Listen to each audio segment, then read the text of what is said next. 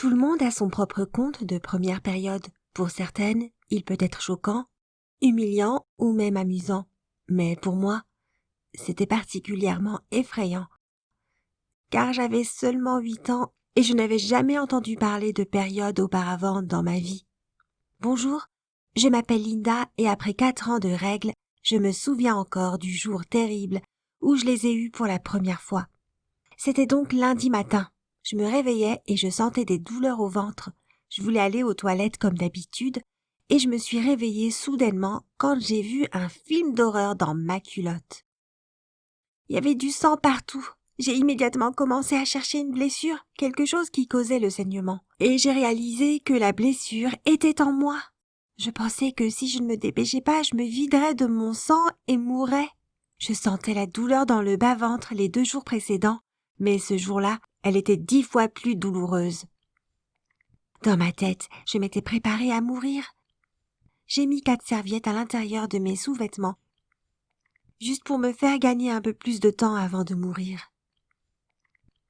Pourquoi n'ai-je pas demandé de l'aide à ma mère ou à une autre dame du coin? Eh bien parce que ma mère n'était malheureusement pas à la maison ce jour-là, et approcher quelqu'un pour obtenir de l'aide était beaucoup plus terrifiant pour une enfant de 8 ans maladroite.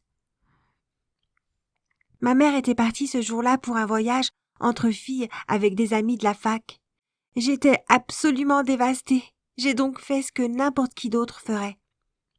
J'ai décidé de profiter au maximum du temps qui me restait et j'ai commencé à me préparer pour l'école, sans que mon père le sache ou mon frère. Ce fut cependant un énorme échec. Mon expérience à l'école est terrible. Je ne pouvais pas marcher correctement et ma robe a été tachée. Mes amis ont tout de suite su par la façon dont je me comportais que quelque chose se passait. Mon professeur m'a envoyé à la salle médicale où ils m'ont donné des vêtements de rechange pour changer ma robe tachée et ont informé ma mère de mes règles. J'ai passé la majeure partie de mon temps à l'école dans les toilettes et à mon retour à la maison, mon père avait trouvé la grosse tache rouge sur mes draps et avait appelé ma mère pour lui demander conseil. Il m'a tout de suite emmenée au magasin pour des serviettes hygiéniques, même si je lui ai dit un nombre incalculable de fois que j'en avais des tonnes. Ce qui a empiré les choses. Quand je suis rentrée de cette journée, mon père a maladroitement posé sa main sur mon épaule et m'a dit « Alors, félicitations d'être devenue une femme, ma petite fille !» C'était de loin un des pires jours de ma vie. À mon grand soulagement, ma mère est arrivée à la maison vers 17h et elle m'a emmenée dans sa chambre et m'a appris à utiliser des serviettes hygiéniques. Après quoi, nous avons eu une discussion de 30 minutes pour ce qui m'arrivait. Dans ma tête, je pensais mourir, mais apparemment, j'avais mes règles plus tôt que les autres filles de mon âge. J'étais dans un dilemme. Je voulais la croire, mais je n'avais jamais entendu de ma vie ces choses arriver à une personne. Je lui ai posé un tas de questions stupides que je regrette maintenant de lui avoir posées. Mais au moins, la bonne chose était que je ne mourrais plus. J'ai passé le reste de la journée dans mon lit à regarder la télévision et à manger du chocolat. Je pouvais voir que tout le monde à la maison essayait d'être très gentil avec moi.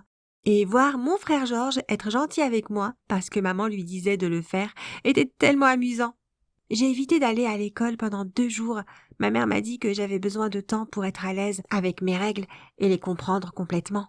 Elle me raconte maintenant comment elle était si inquiète que j'ai mes règles plus tôt et qu'elle avait l'intention de me parler de mes règles quand j'aurai 12 ans. Avoir ses règles, ça craint. Mais ça craint encore plus quand on a ses règles à l'âge tendre de 8 ans. Pour moi, c'était le monde qui s'écroulait et j'ai fini par penser que j'allais mourir. Mais maintenant que j'y pense, j'ai l'impression que la façon dont j'ai réagi à cette situation était stupide.